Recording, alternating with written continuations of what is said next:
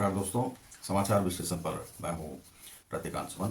आज मैं उसी केस की बात करने जा रहा हूं जो कि अतुल सुभाष का केस है, जिसमें कि 5 लोगों के नाम जो है सो केस दर्ज करवाई गई थी। लेकिन उसमें जो है अभी 4 ही लोगों पर वह अरेस्ट का वारंट निकला और उन लोगों में से एक को तो छोड़ दिया गया है और 3 को जो है सो उस पर जो है जेल में है। और उसमें है निकिता, निशा और उसके जो भाई हैं, ये 3 लोग अभी बेंगलोर में हैं। तो उसी केस के विषय में मैं बताऊंगा। और इसमें एक जो जज है, जज ने कुछ लोगों को जो है उनको धमकी दी है कि मानहानि का केस उन पर किया जाएगा।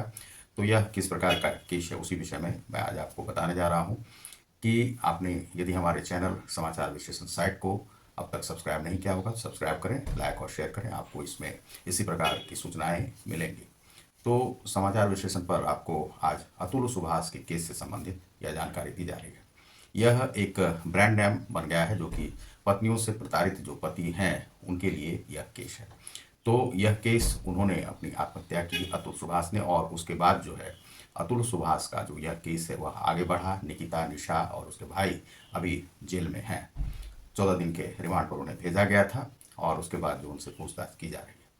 अब यहाँ पर एक जो जौनपुर की जो परिवार न्यायालय की जो जज थी, उसके खिलाफ यह केस बनता है, क्योंकि उन्होंने एक वकील के माध्यम से जो क्राइम तक की टीम है और कुछ सोशल मीडिया के लोग हैं जिन्होंने इस पर वीडियो बनाया था, तो अब उनसे यह कहा जाता है कि भाई यह जो बयान है, वह जो जज का नाम लिया गया है, वह जज का नाम लोगों ने नहीं लिया है, वह अतुल सुभाष ने लिया है। इसीलिए उन्हें केस जो है उस जज साहिबा को केस करना पड़ेगा अतुल सुभाष पर। और अतुल सुभाष के परिवार की जिम्मेदारी यह बनती है कि वह जज के लिए वह केस करें, क्योंकि जज भी एक सामान्य ही व्यक्ति होता है। यदि वह भ्रष्टाचार के केस में है तो ईडी को उनकी जांच करनी चाहिए कि उनके पास परिसंपत्ति कितनी है, संपत्ति उन्होंने कितनी बनाई है। यह ईडी का केस बनता है, उन्हें करना ही चाहिए। दूसरा है कि यहाँ पर यह स्वयं सिद्ध हो जाता है कि जज साहिबा उसमें संलिप्त थी, भ्रष्टाचार में संलिप्त हैं, और यह भ्रष्टाचार का पूरा मामला है। कुछ लोग कहते हैं कि नहीं, 6 ही केस अभी चल रहा है। भाई 6 केस चल रहा है या 5 केस चल रहा है, उससे बात नहीं है। उस पर जो केस किए गए हैं, 9 केस किए गए। अब मान लीजिए प्रताड़ना का केस है, बिना सबूत के आपने एलुमिनी उसको जो है जारी कर दिया। अब एक बेरोजगार व्यक्ति है जिसको कि सरकारी नौकरी नहीं है, प्राइवेट नौकरी में लगा हुआ है, कब नौकरी छूटेगी, कब क्या होगा। एलुमिनी आपने 40,000 डाल दिया, फिर 40,000 का और डाल रहे थे, फिर आप 5 लाख का डिमांड कर रहे थे, फिर आप 1 करोड़ का भी डिमांड हो रहा था, फिर 2 करोड़ का और 3 करोड़ तक इस प्रकार से बात चली गई।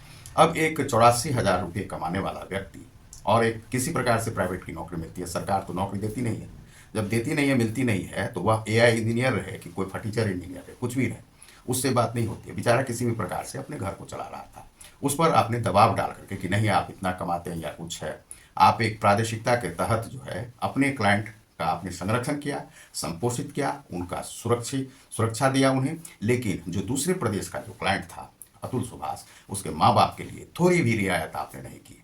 यह जज का काम नहीं होता है। आपने कभी भी वकील को नहीं कहा कि आपने 9 केस किस प्रकार से डाले। यह जो है हत्या का केस इन पर किस प्रकार से चला गया, बेचारा इलाहाबाद के कोर्ट में भी एक डाला, उसको भी वहाँ से खारिज कर दिया गया। तो वह बेचारा करता तो करता क्या, मरता क्या ना करता, और इस प्रकार से बेचारा मर ही गया। जब मान लीजिए कि कोर्ट इस प्रकार से लोगों को बिना फांसी के ही फांसी दिलवाने लगे, तो इस प्रकार से तो लोग मरेंगे ही और आत्महत्या का केस होगा, यह होगा। ये सभी जो मामले हैं, इस प्रकार से मनुष्य को जो जज बना हुआ है उसे थोड़ा सा जो हृदय को भी खोल करके रखना चाहिए कि यह केस जा रहा है तो किस प्रकार से जा रहा है, कहाँ जा रहा है, हम कितने का डिमांड कर रहे हैं, आज की दशा क्या है, रोजगार क्या है, रोजगार की स्थिति क्या है, बेरोजगारी क्या है, क्या एआई बन जाना, इंजीनियर बन जाना, क्या उनके पास ठेकेदारी प्रथा थी, क्या ठेकेदार थे, क्या कि बहुत सारे करोड़ों धन आ रहे हैं, आपने इतना इतना डिमांड कर दिया। आपने यह क्यों नहीं देखा कि वह जो है निकिता, वह भी स्वयं भी 95,000 की नौकरी कर रही है, उन्हें भी सैलरी मिल रही है, उससे ज़्यादा मिल रही है। तो क्या वह उस पर जिम्मेदारी नहीं बनती है बच्चों के पालने की? क्या वह नहीं पाल सकती है? यदि वह नहीं पाल सकती, उसके पास खाने पीने की समस्या थी, नौकरी में नहीं रहती, तब आप एलुमिनी का डाल सकते थे। तो यह तो स्वयं सिद्ध हो जाता है कि जज जो है भ्रष्ट है, भ्रष्टाचार से यह है। हमने नाम नहीं लिया है किसी का, लेकिन जौनपुर के परिवार के जो अतुल सुभाष ने लगाया है उसके अनुसार से, और यह जो स्वयं सिद्ध हो जाता है इतने इतने केस चलाने का, तो उन्हें अभी तक सरकार किसका मुंह देख रही है? उन पर भ्रष्टाचार का केस चलना चाहिए, बहुत दिन हो गया, और इस प्रकार से उन पर केस चलाएं, उन्हें अरेस्ट करें और अरेस्ट करके ईडी के माध्यम से उनसे पूछताछ की जाए और उन्हें जो है जेल होना चाहिए। यह सोशल मीडिया को धमकाने का प्रयास करेंगे तो इस प्रकार से एक आंदोलन खड़ा होगा और इस प्रकार से पूरी न्याय व्यवस्था के लिए जिस प्रकार से किसान जा रहे हैं उस प्रकार से छात्र भी जाएंगे, क्योंकि जितने भी यूट्यूबर्स हैं, जितने भी फेसबुकिया हैं, जितने भी इंस्टाग्राम पे हैं, वह करोड़ों की संख्या में है। आज आप उनसे लड़ नहीं सकते, कोई भी सरकार नहीं लड़ सकती है।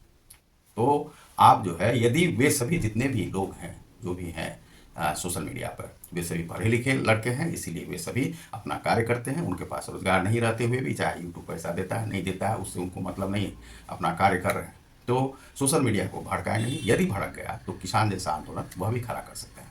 और कोई भी न्याय भी इस प्रकार से धमकाए नहीं सोशल मीडिया को या मीडिया हाउस को।